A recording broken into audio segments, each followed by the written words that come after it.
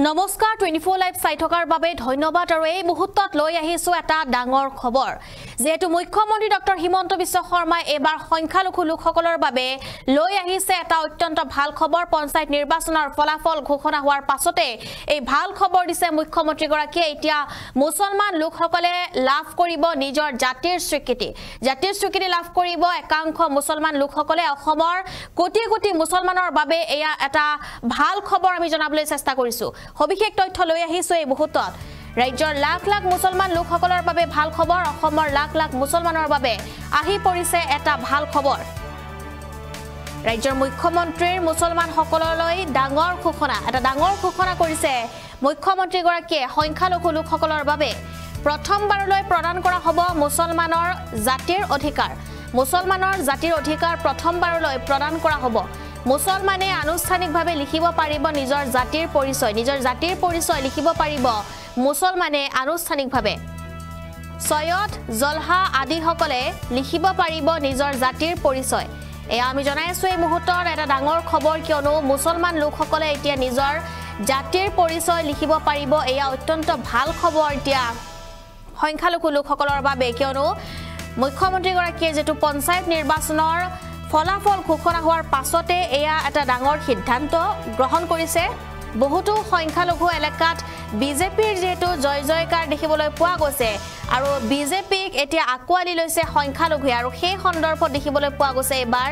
এটা যেটো নতুন সিদ্ধান্ত লোৱা হৈছে ডাঙৰ সিদ্ধান্ত লোৱা হৈছে ৰাজ্যৰ মুখ্যমন্ত্ৰী গৰাকীয়ে এবাৰ মুছলমান লোকসকলক দিব জাতিৰ স্বীকৃতি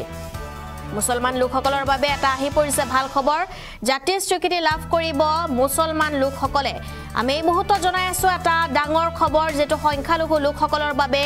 আহি পৰিছে ভাল খবৰ সংখ্যালঘু লোকসকলৰ এতিয়া জাতিৰ পৰিচয় তেওঁলোকে লাভ কৰিব সংখ্যালঘু লোকে এতিয়া জাতিৰ পৰিচয় লাভ কৰিব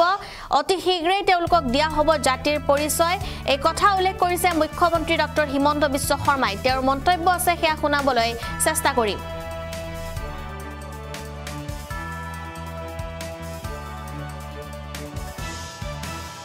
যোৰাটত আমাক সংখ্যালঘু ৰাইজে ভোট দিছে এবাৰ কাষ্ট সেন্সাস আহি আছে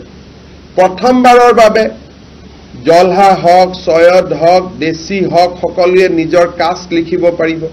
গতিকে বহুত বিলাক ডেভেলপমেন্ট হৈ আছে যাৰ কাৰণে মই ভাবো যে সংখ্যালঘু অঞ্চলৰ বেলটত বিজেপিৰ সংখ্যাটো লাহে লাহে বাঢ়ি গৈ আছে আৰু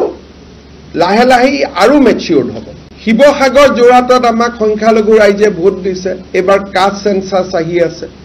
প্ৰথমবাৰৰ বাবে জলহা হক সৈয়দ হক দেশী হক সকলোৱে নিজৰ কাষ্ট লিখিব পাৰিব গতিকে বহুত বিলাক ডেভেলপমেন্ট হৈ আছে যাৰ কাৰণে মই ভাবো যে সংখ্যালঘু অঞ্চলৰ বেলটত বিজেপিৰ সংখ্যাটো লাহে লাহে বাঢ়ি গৈ আছে আৰু লাহে লাহে আৰু মেচিউৰ্ড হ'ব